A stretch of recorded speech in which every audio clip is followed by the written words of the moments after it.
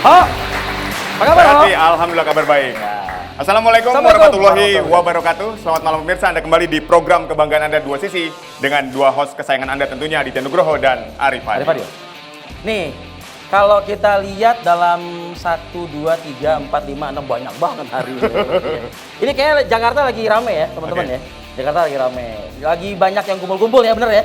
Nah, kumpulnya di mana? Di gedung Dewan Perwakilan Rakyat. Apa tuntutannya? Gaji. Betul. Ya kan, tunjangan. Ya. Ya kan, cukup fantastis katanya seperti itu. Betul. Nah, saya pikir udahlah ya kan, biar agak reda ini. Enggak reda dong. Ya, masih juga minta lagi gerbong khusus perokok gitu. Oke. Ada anggota dewan tuh yang tadi kita dengar tadi tuh udah ya, gitu kan. Ini apa lagi, Mbok ya udah cooling down dulu gitu loh. Oh, ini bisa minta-minta macem-macem ini nih, oh ya apa nggak masuk di nurul saya gitu, nggak masuk di nalar saya. Tapi kalau saya pikir sih masih masuk fikri, Pi. Masuk. Iya. Karena kan kalau kita lihat gerbong khusus kereta tadi tujuannya masih baik lah. Nah, oke. Bisa menambah perekonomian kan, bikin kafe, Tuh, bisa ya. ngopi di situ, Cukai bisa berapa, merokok di situ. Cukai, penerapan cukai dari Coba, luar biasa besar. 200 lebih triliun. Betul, 200 triliun lebih. Jadi kalau menurut saya nggak apa-apa dibandingkan, nanti orang sembunyi-sembunyi atau ketika kereta jarak jauh turun di stasiun, di peron ngerokok. Ya mendingan dibuatkan saja supaya nggak mengganggu penumpang yang lain gitu, Pi. Kalau saya membayangkan kayak kereta zaman dulu, Ya. asapnya kan kemana-mana ya, nggak bisa dilokalisir ya. Gimana nanti kalau ada gerbong khusus? Kita ini masyarakat kan berhak mendapatkan udara yang bersih. Betul. Udara yang jernih gitu loh, ya kan? Kenapa nggak anggota dewan itu misalnya gini, saya berteriak keras di gedung dewan ini, tolong pedulikan ibu hamil, tolong pedulikan anak-anak, mereka harus bebas dari segala asap rokok, gitu. Nah, tapi kan kereta untuk ibu hamil, kemudian ibu menyusui, disabilitas, gerbong khusus perempuan sudah ada semua, Pi. Cuma belum ada gerbong khusus rokok, itu yang belum ada, Pi. Gini, kayak ini semakin nggak kondusif saya sama Oho. Kalau gitu kita pulang aja. Oh enggak ya, berarti kita langsung bahas malam ini dengan narasumber. Saya lihat tadi ada jagoan Anda luar biasa tuh sebelah sana. Wih, ngeri nih. Tapi saya juga ingin mengundang Tulus Abadi untuk Bang bergabung Gabriel bersama Mahal, saya. kami persilahkan. Bang Gabriel, silakan Bang Gabriel. Yang satu aktivis pecinta tembakau nih ya kan. Mas Tulus, apa kabar Mas? Sehat, Jadi Bang Mas Gabriel. Tulus ini sekarang Sekjen Komnas Pengendalian.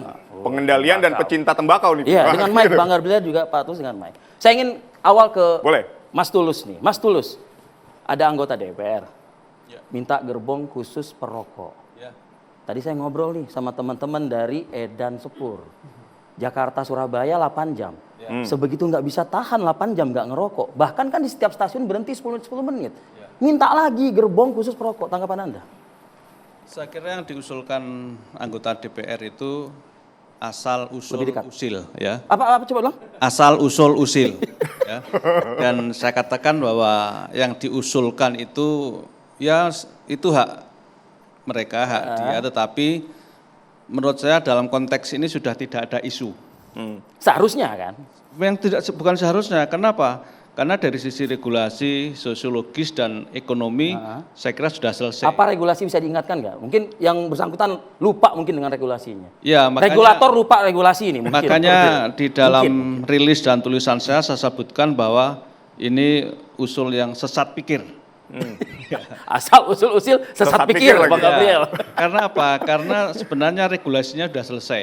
Ya, di dalam Undang-Undang Kesehatan, di dalam PP tentang kesehatan, ratusan bahkan ratusan perda itu ada yang disebut dengan kawasan tanpa rokok, ya KTR.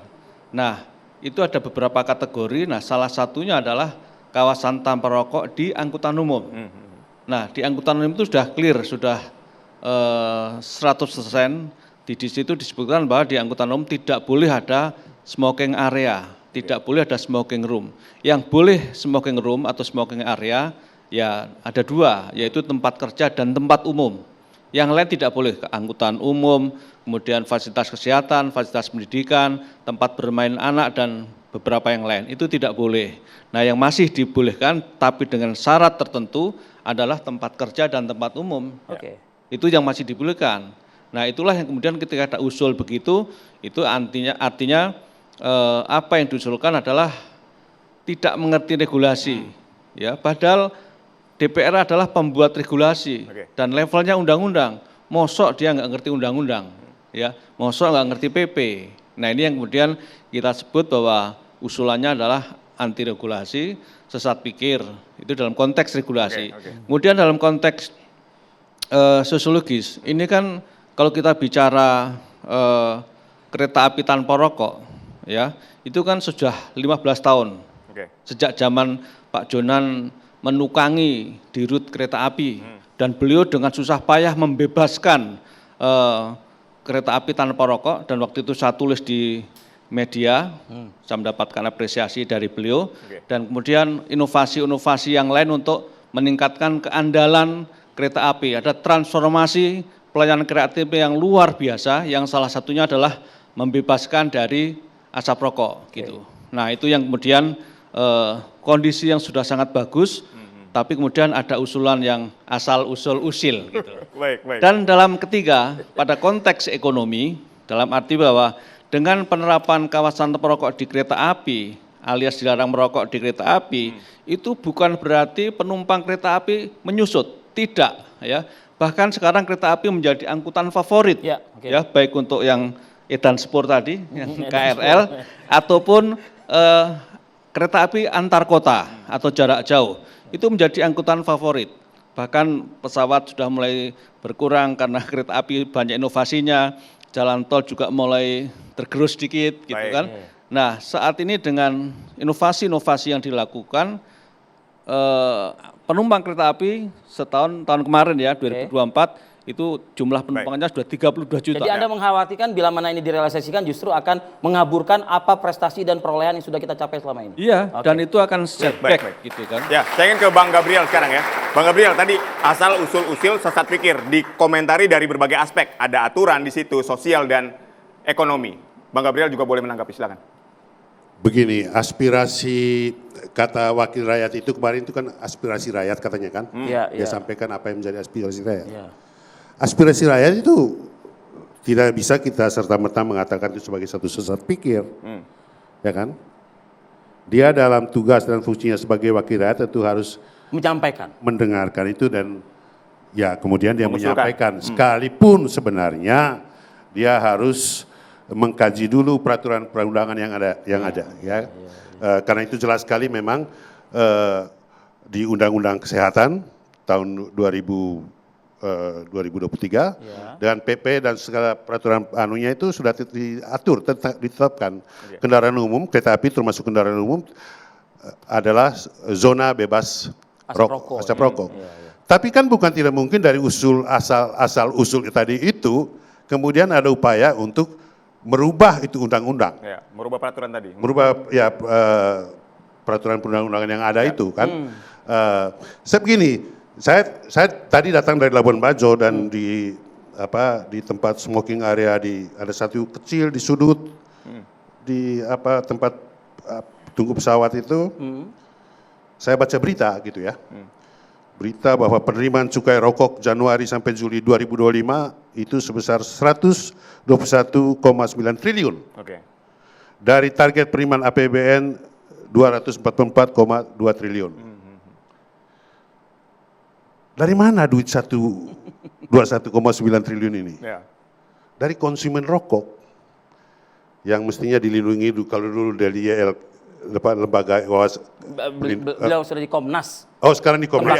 Kalau dulu kan dia konsumen rokok dilindungi juga. Kita masih di Pak. Jadi artinya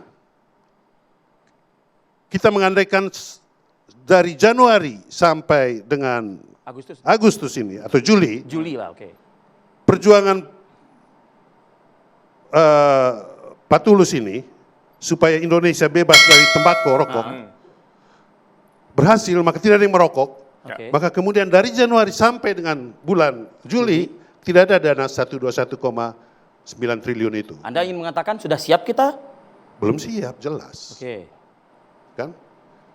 Nah, ini berarti bahwa begitu besar kontribusi para perokok, konsumen rokok terhadap pendapatan negara ini. Mestinya juga negara ini menyediakan fasilitas yang layak bagi para perokok. Mengingat angkanya tersebut itu 3 digit triliun itu. Exactly. Jadi ini kan memang agak aneh gitu ya. Sebenarnya agak konyol juga para perokok ini. Mereka mengorbankan ini kan kematian, penyakit, tapi mereka take the risk, mengambil resiko itu untuk memberikan sesuatu kepada negara. Nah, itu Mas Tulus setuju dengan memberikan take the risk, memberikan sesuatu negara gitu loh. Ya, oleh karena itu harus ada upaya pengendalian. Ya, kita tidak melarang. Nah, salah satu upaya pengendalian itu adalah dengan kawasan tanpa rokok itu. Ya, karena esensi dari kawasan tanpa rokok itu bukan melarang, tapi bagaimana agar kita merokok, monggo silakan hak mereka, tetapi melindungi masyarakat yang lain agar tidak menjadi korban dari asap rokok itu. Tapi kan gerbong khusus itu juga melindungi sebetulnya kan? Iya, mestinya salah satu tugas dari bagian pengendalian ini juga adalah menyediakan fasilitas yang layak untuk para. Mesti itu di gerbong khusus. Bagian dari tugas Bapak inilah untuk menyediakan fasilitas. Ya, kita kembali ke regulasi. Baik. Ya, regulasinya sudah tertutup Bang Gabriel udah. Clear. Ya. Tadi regulasi bisa diubah toh? Ya silakan. Kalau regulasi itu harus dirubah dulu. Ya silakan, tapi saya akan berdiri untuk melawan agar regulasi tidak ada perubahan karena sudah menjadi on track regulation. Ya, justru ini satu kemunduran kalau kemudian ada upaya untuk mengubah regulasi itu.